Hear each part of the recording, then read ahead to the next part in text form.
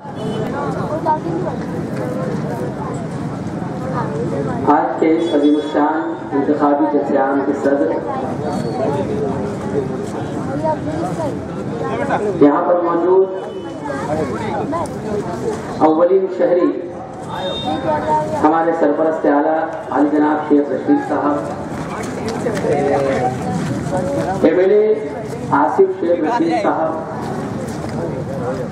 Stage पर मौजूद Congress party के तमाम ही कॉर्पोरेटर्स, ओहदेदारान, जिम्मेदारान, बुजुर्गों, नौजवान दोस्तों, इधर आ जाओ, लोग तो देखा नहीं। राहत इंदौरी ने कहा था कि आंख में पानी रखो, होठों पे चिंगारी रखो। आंख में पानी रखो, होठों पे चिंगारी रखो। जिंदा रहना है तो तरकीबें बहुत सारी रखो।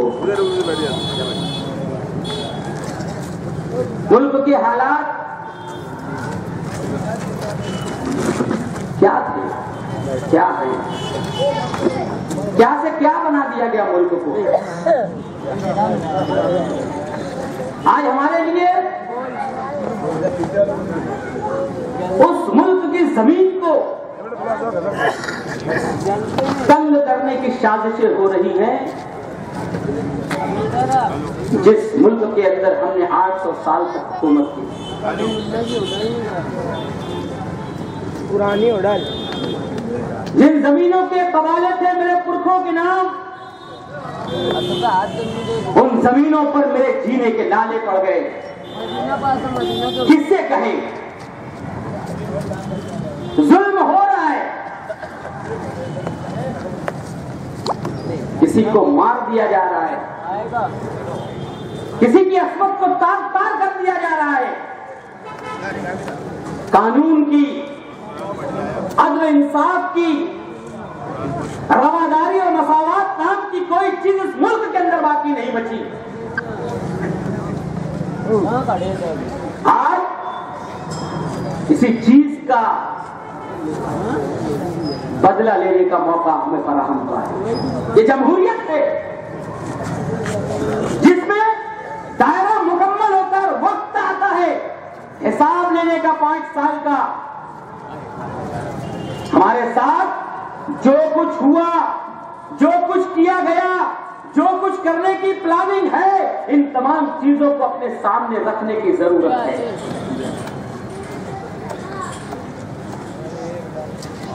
कहां से चल रही है बात? गिरिराज सिंह ने कहा कि आखिरी इलेक्शन है 2019 का। अमित शाह कह रहे हैं कि अगर हम इस मर्तबा पर सरे इख्तियार आ गए 2050 तक कोई बीजेपी को दिल्ली की हुकूमत से, दिल्ली के तख्त से, दिल्ली की कुर्सी से बेदखल नहीं कर सकता। हाँ बोल, क्या साजिशें हो रही है? ये कौन से नजरियात के हामिल लोग इस मुल्क के ऊपर काबिज हो चुके हैं, जहां पर मॉब लिंचिंग में एक कमजोर शख्स को सरेआम पीट पीट कर मार दिया जाता है और उसकी कोई सुनवाई किसी के पास नहीं होती। कानून बेबस, अदलिया मजबूर। ये सब वो लोग कर रहे हैं जो लोग इस मुल्क की आजादी की जंग के वक्त अंग्रेजों की चमचागिरी कर रहे थे। ये वो लोग कर रहे हैं जो इस मुल्क की आजादी में जिनका एक कतरा भी लहू और एक कतरा भी खून नहीं गिरा, वो लोग ये सब कुछ कर रहे हैं। और वो लोग हमें कह रहे हैं कि तुम गद्दार हो, तुम इस मुल्क के वफादार नहीं हो। वो लोग हमें कह रहे हैं। जो इनके साथ नहीं है, जो इनकी विचारधारा से मुतासिर नहीं है, जो इनकी हां में हां नहीं मिलाता, जो इनके सामने सच्चाई का परचम लेकर खड़ा होता है, उसे कहते हैं गद्दार कौम है, ये वतन का गद्दार है। मोदी जी, इस मुल्क की तारीख गवाह है, अखबारात गवाह हैं। जब से नरेंद्र मोदी गुजरात के वजीर आला बने, जब से लेकर आज तक, गुजरात के फसादात के बाद से आज तक जितनी फटकार नरेंद्र मोदी को अदलिया की तरफ से लगाई गई है, किसी भी शख्स को नहीं लगाई गई है। ये आइन की पासदारी, आइन का मजाका उड़ाने वाला ये शख्स अपने आप को वफादार कह रहा है। मैं आपसे कहना चाहता हूं, ये वक्त आ गया है। क्या हालात हमारे सामने?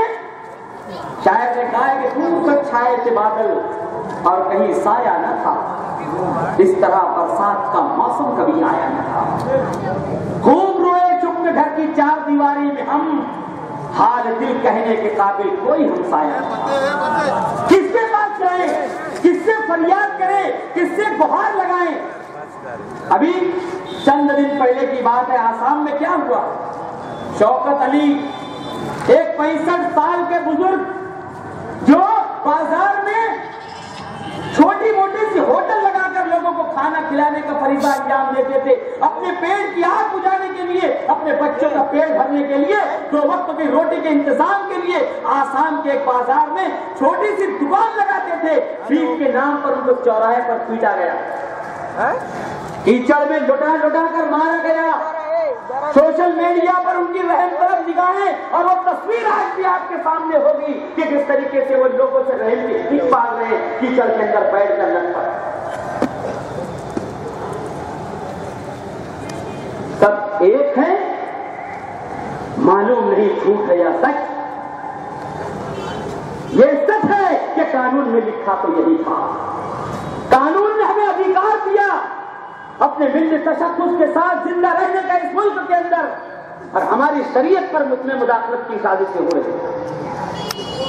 कभी सूर्य नमस्कार के नाम पर, कभी घर वापसी के नाम पर, कभी यक्सा सिविल कोड के नाम पर, कभी तलाक सलासा बिल के नाम पर, बार बार ये आरएसएस के नजरियात के हामिल लोग जो आजादी के बाद से आज तक अपने हेडक्वार्टर में तिरंगा झंडा नहीं लहरा सके, ये लोग बार बार हमारे खिलाफ साजिश कर रहे हैं। इस मुल्क के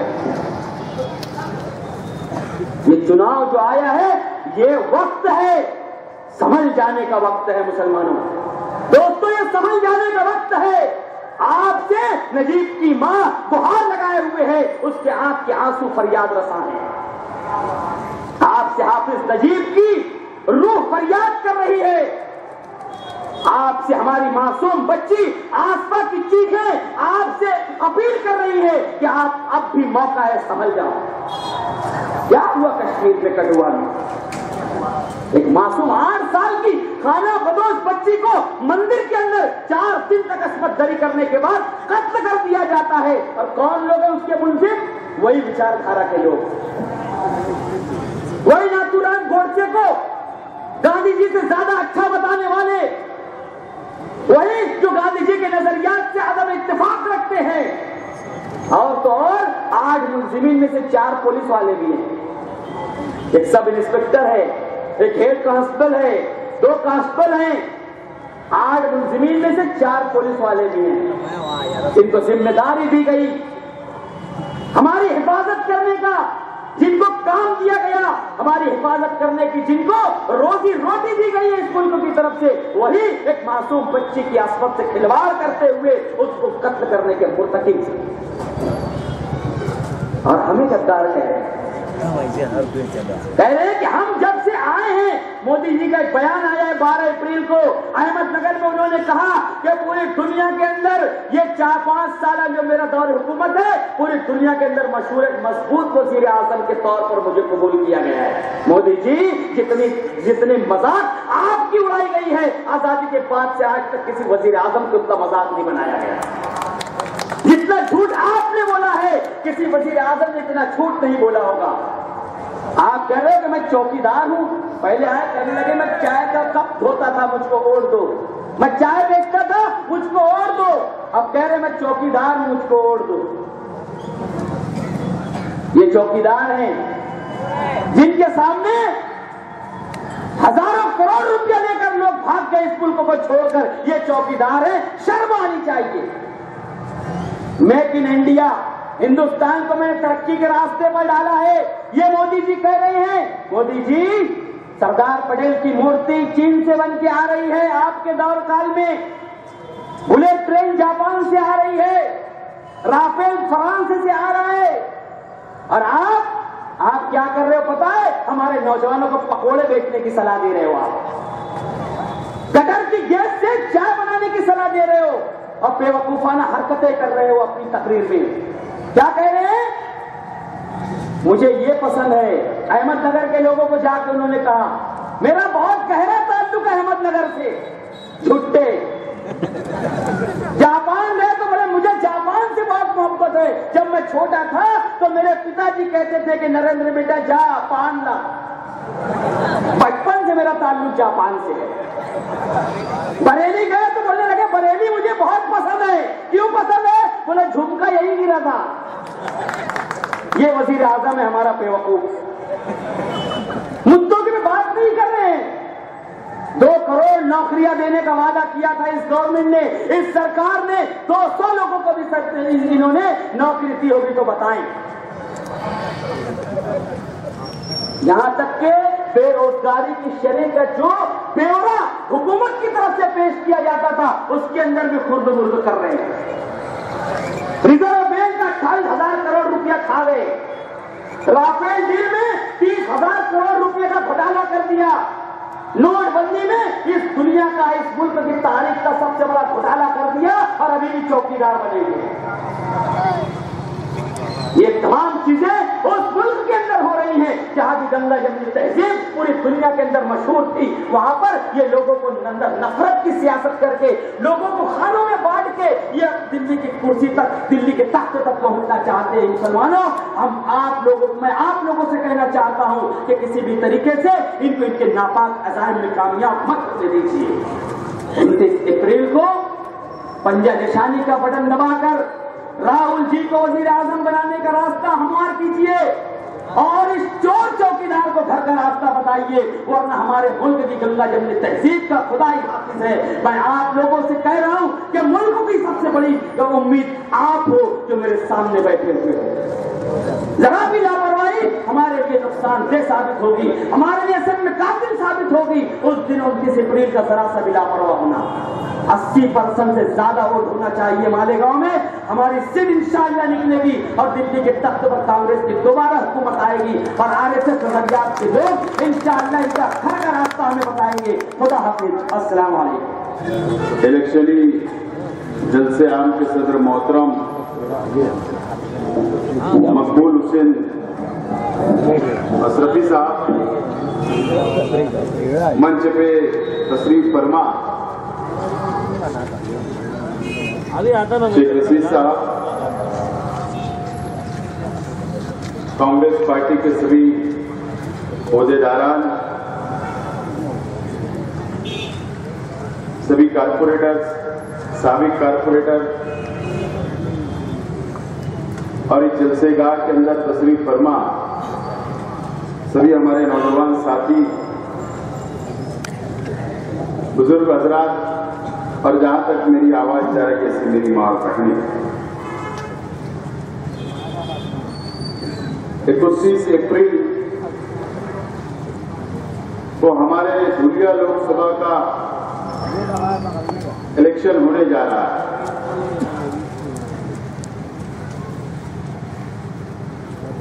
और सबसे हिंदुस्तान की सबसे पुरानी पार्टी 125 साल से ज्यादा तजुर्बा रखने वाली कांग्रेस पार्टी के उम्मीदवार कुणाल पाटिल साहब को वोट देकर आप लोगों को कामयाब करना है। आज मैं बहुत ज्यादा आप लोगों को अपील नहीं करूंगा कि क्यों कांग्रेस पार्टी को वोट देना है।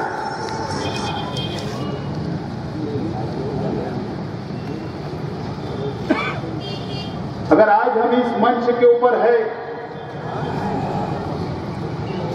कांग्रेस पार्टी के स्टेज के ऊपर है, अगर कांग्रेस पार्टी के अंदर मौलाना अबुल कलाम आजाद साहब नहीं होते तो शायद हम भी इस मंच के ऊपर नहीं होते।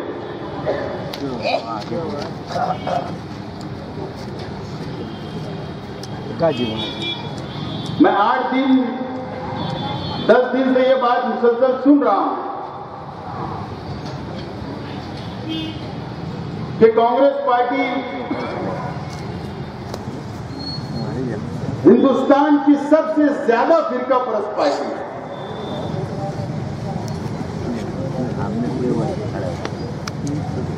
मुसलसल मैं सुन रहा हूं, आप लोग भी सुन रहे हैं। कुर्सी आगे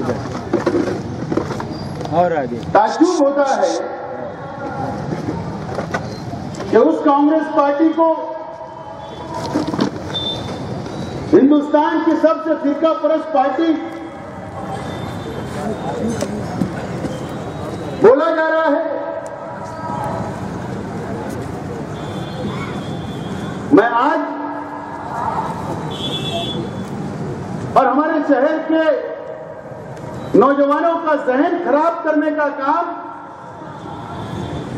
ऐन इलेक्शन के वक्त किया जा रहा है।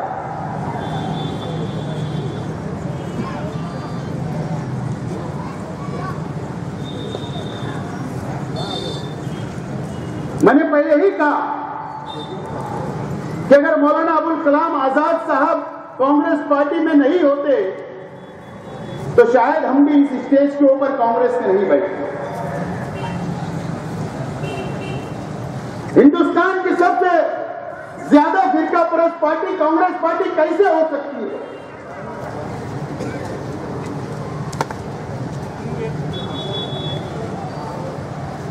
जिस पार्टी को बढ़ाने के लिए, मजबूत करने के लिए, हिंदुस्तान से अंग्रेजों को इस मुल्क को छोड़ने पर मजबूर करने के लिए जिस पार्टी के अंदर मौलाना अबुल कलाम आजाद हिंदुस्तान के पहले वजीर तालीम थे, वो पार्टी कैसे फिरका परस्त हो सकती है? मेरा आपसे सवाल है।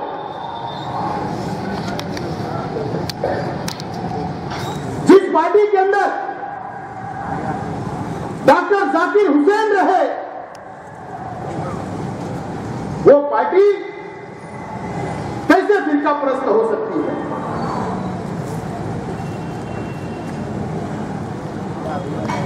जिस पार्टी के अंदर रफी अहमद कुदवाई साहब है, वो कैसे फिरका परस्त पार्टी हो सकती है? जिस पार्टी के अंदर और जिस कांग्रेस पार्टी को मौलाना असद मदनी साहब राज्यसभा के मेंबर, पार्लियामेंट के अंदर बैठकर हिंदुस्तान के मुसलमानों की नुमाइंदगी करते रहे, वो पार्टी कैसे फिरका परस्त हो सकती है? जिस कांग्रेस पार्टी के टिकट के ऊपर बिहार के सीमांचल इलाके से बोलना मरहूम मौलाना इसराइल हक कासमी मेंबर ऑफ पार्लियामेंट 2 मर्तबा बनते हैं, वो पार्टी कैसे फिरका परस्त हो सकती है? वो मैं कर दूं। ये वही कांग्रेस पार्टी है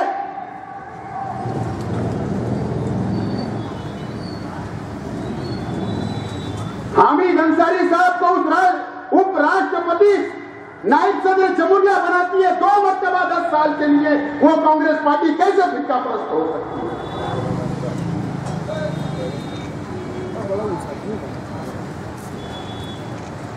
जिस पार्टी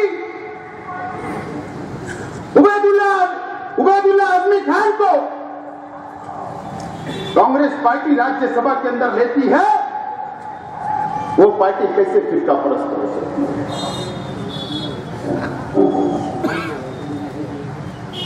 दारुल उलूम देवबंद का 100 साला जश्न मनाया जाता है। दारुल उलूम देवबंद श्रीमती इंदिरा गांधी को उस तकरीब के अंदर मदऊ करती है, वो पार्टी कैसे फिरका परस्त हो सकती है? ऐसे अनेक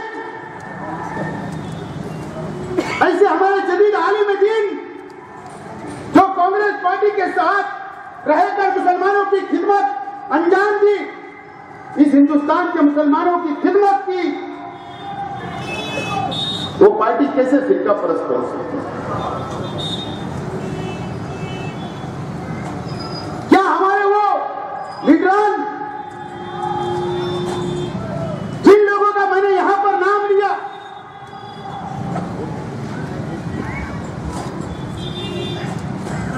उनको भी इतना जरूर समझता होगा कि कांग्रेस पार्टी फिरका परस्त पार्टी अगर होती तो मौलाना असद मदनी साहब राज्यसभा के अंदर उस पार्टी से कभी नहीं जाते। अगर कांग्रेस पार्टी फिरका परस्त होती, मौलाना अबुल कलाम आजाद साहब कभी कांग्रेस के साथ नहीं जाते, वजीर तालीम नहीं बनते। अगर कांग्रेस पार्टी फिरका परस्त होती तो 1974 से लेकर 1996 तक मौलाना वली रहमानी साहब कांग्रेस पार्टी से एमएलसी बिहार में नहीं बनते।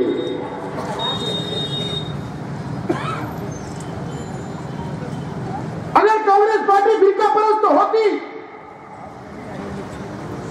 तो मोहन भागवत को उपराष्ट्रपति बनाती, परवीन तोगड़िया को बनाती,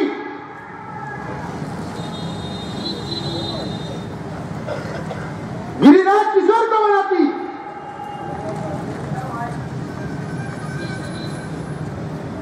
प्रतिभा पाटिल को राष्ट्रपति नहीं बनाती, बाला साहेब ठाकरे को बनाती। ये वो कांग्रेस पार्टी है जिन्होंने मुसलमानों को नुमाइंदगी दी, हमारे उलमाओं को नुमाइंदगी दी। वो पार्टी सबसे बड़ी फिरका परस्त हो गई। लेकिन जितने हमारे लीडरान, जितने हमारे उलमाओं ने कांग्रेस पार्टी के साथ इस मुल्क के मुसलमानों की, इस मुल्क के रहने वालों की खिदमत अंजाम दी, उन्होंने अपने मुफाद के लिए नहीं नुमाइंदगी की, बल्कि हिंदुस्तान के मुसलमानों की कौम के मुफाद के अंदर रहनुमाई की और नुमाइंदगी की है। यह कांग्रेस पार्टी है। उसके बावजूद आज हमें वोट मांगना पड़ेगा, कांग्रेस का कल्चर बताना पड़ेगा, कांग्रेस की तारीख बताना पड़ेगी। क्या इस मुल्क के अंदर आज जो हो रहा है, कांग्रेस पार्टी के अलावा कोई पार्टी है जो भारतीय जनता पार्टी से मुकाबला कर ले? मुझे बता दो, अगर कोई पार्टी होगी तो शेख हासिम आज कांग्रेस पार्टी छोड़कर उस पार्टी के अंदर शामिल हो जाएगा।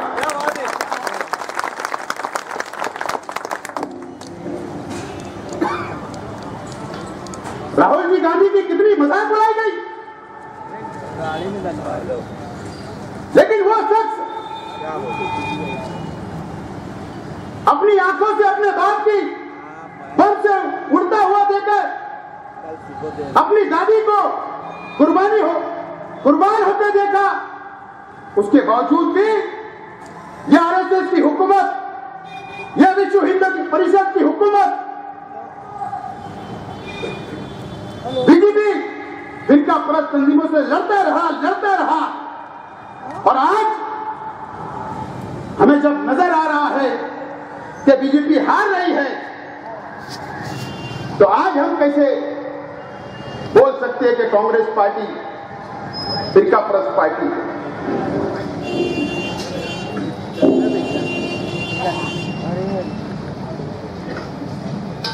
अब क्या ये सोचना पड़ेगा हमें कि कांग्रेस पार्टी को वोट देना या भाजपा को वोट देना? क्या आप मुसलमानों को यह सोचना पड़ेगा?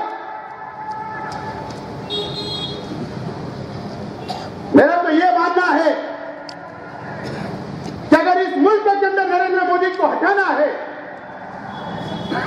आरएसएस और भारतीय जनता पार्टी की हुकूमत को अगर इस मुल्क से इख्तिदार से वापस नीचे बैठाना है,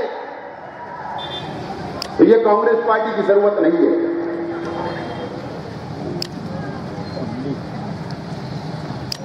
अगर आज जरूरत है इस मुल्क के अंदर किसी को भारतीय जनता पार्टी को निकाल फेंकने के लिए,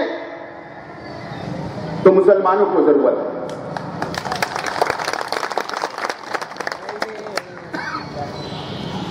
क्योंकि इन 5 सालों के अंदर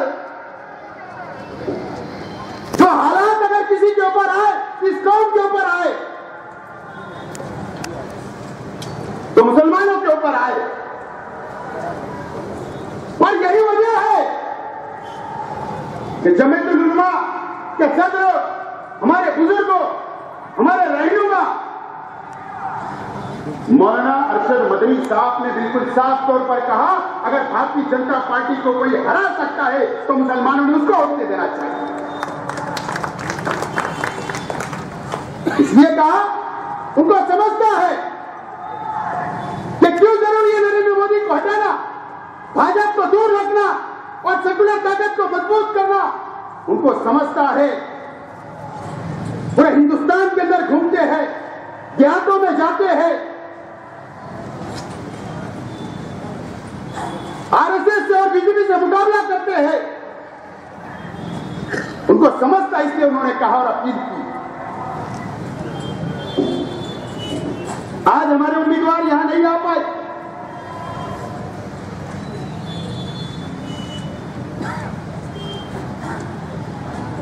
बड़ा अजीब शहर हमारा। हमारे शहर के कुछ लोग बड़े अजीब हैं।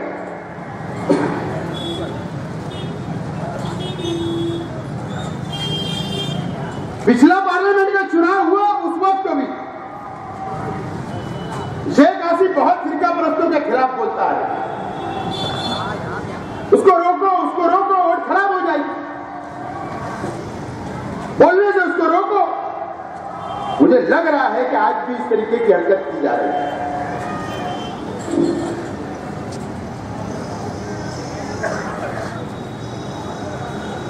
लेकिन मेरा अपना ऐसा मानना है, फिरका परस्तों के खिलाफ बोलना मेरी फितरत है, बनावट नहीं बोलता मैं।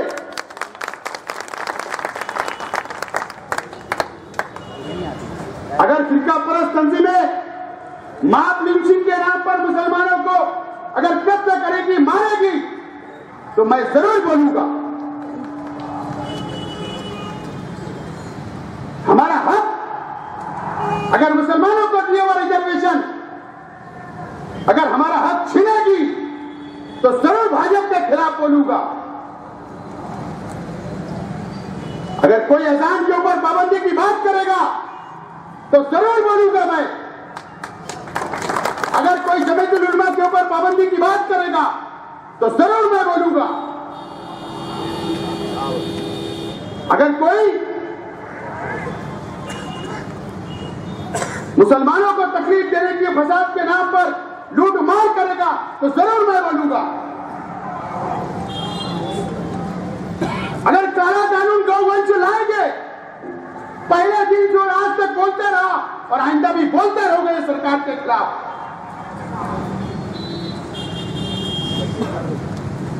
पूरे महाराष्ट्र के अंदर, मुल्क के अंदर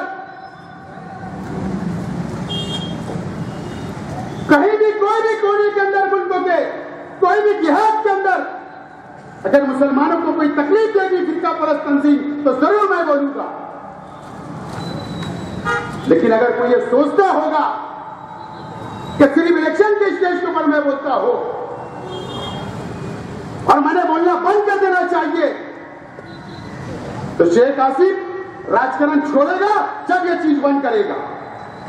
ऐसे में बंद करने वाला नहीं, लेकिन सिर्फ अपने मुफाद के लिए। अरे ये मुल्क के अंदर दस्तूर है, घटना है, आइन है, हमको भी हक दिया गया है मंच लगाकर बोलने का, एहतजाज करने का, आंदोलन करने का, और हम जरूर बोलेंगे।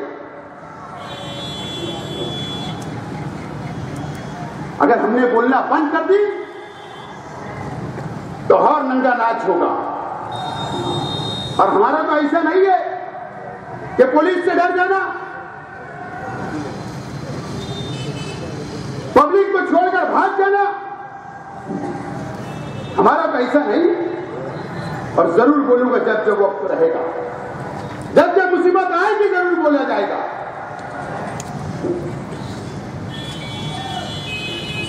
वंचित,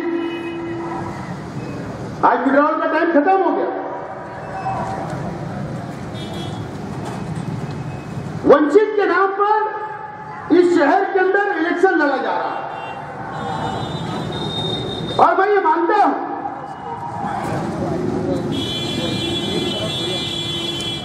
कि शहर की आवाम,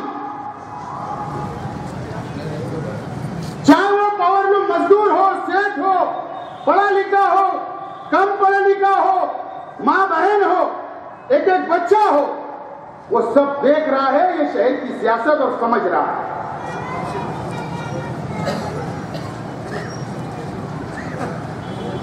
सब समझ रहा है।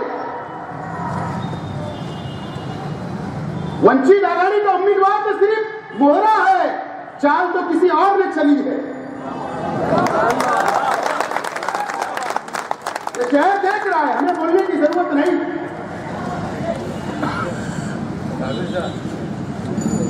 हमने तो पिछले स्टेज के ऊपर शेख रशीद साहब ने अपील की थी कि वंचित से उम्मीदवारी करने को सलाह दी गई थी, लेकिन वो उनका कोई कसूर नहीं है। मैं उनको गुनहगार नहीं मानता हूं। असल में चाल चलने वाले असल में गुनहगार हैं, जिन्होंने चाल चली है। शहर को बिल्कुल ना समझा है कि शहर के आवाम को जैसा घुमाए वैसा घुमा जाएगा। गुलगुला भी खाना और गुड़ से भी पड़ेगा। गुलगुला भी खाना है और गुड़ से भी पड़ेगा। सब ये शहर के आवाम समझ रही है। लेकिन आज मैं आप लोगों से बोलना चाहूंगा, शहर के आवाम से बोलना चाहूंगा कि हम देख रहे हैं कभी नहीं हुआ। अरे भारतीय जनता पार्टी की इतनी हिम्मत और ताकत कि मुस्लिम इलाकों के अंदर जलसा होने लगा। आजादी होना चाहिए, वो बात नहीं है, लेकिन कुछ लोग जलसा ले रहे हैं, बैठ रहे हैं, सुन रहे हैं। शहर के अंदर कोई भी बेटी के ऊपर, कोई भी पोलिंग बूथ के ऊपर अगर 5 वोट भी गिर गई ना, तो हमें जवाब देना पड़ेगा, पूरे शहर को जवाब देना पड़ेगा। और अगर वोट का डिवाइडेशन हमने किया और अगर हुकूमत बनाने के लिए एक वोट कम पड़ गई है, तो 5 साल हम लोग पछताएंगे। 5 साल पछताएंगे हम लोग कि काश ऐसा नहीं होता।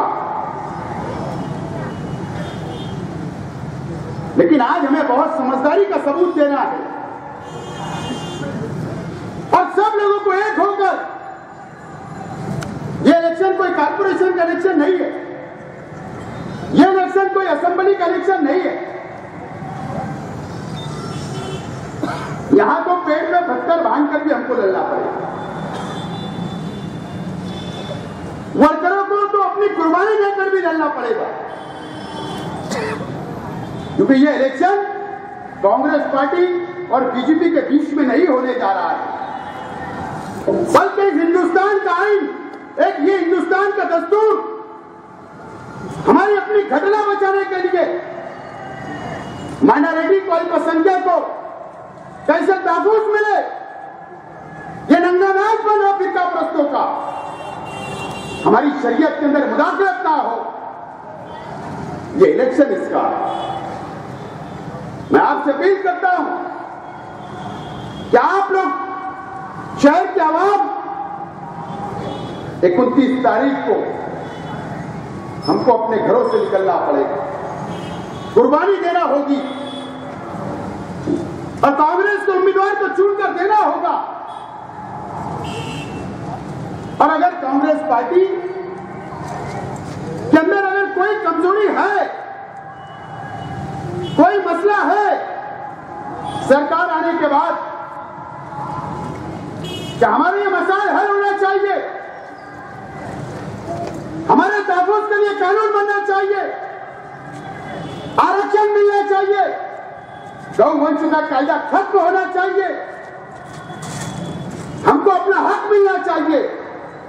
अगर आज हम यहां पर स्टेज लगाकर पार्टी के जिम्मेदारान अगर वोट मांग रहे हैं तो ये हमारी भी जिम्मेदारी है। सरकार आने के बाद हम लोग आपके लिए, शहर के लिए, हमारे हक के लिए हम पार्टी से भी लड़ेंगे कि नहीं, हमने वोट मांगा था, अब हक देने का वक्त आए तो हक देना भी चाहिए। आखिर में जिन लोगों ने मुकामी राष्ट्रवादी कांग्रेस पार्टी, जनता दल सेक्युलर, दीनी तंजीमें, अदारे, कलबे, जिन लोगों ने हिमायत कांग्रेस के उम्मीदवार को की, मैं इनका बहुत बहुत शुक्रिया अदा करता हूं, बहुत बहुत मुबारकबाद देता हूं कि एक अच्छा फैसला शहर की आवाम ले रही है, शहर की सेकुलर पार्टियां ले रही है। बहुत बहुत शुक्रिया। खुदा हाफिज। अस्सलाम वालेकुम।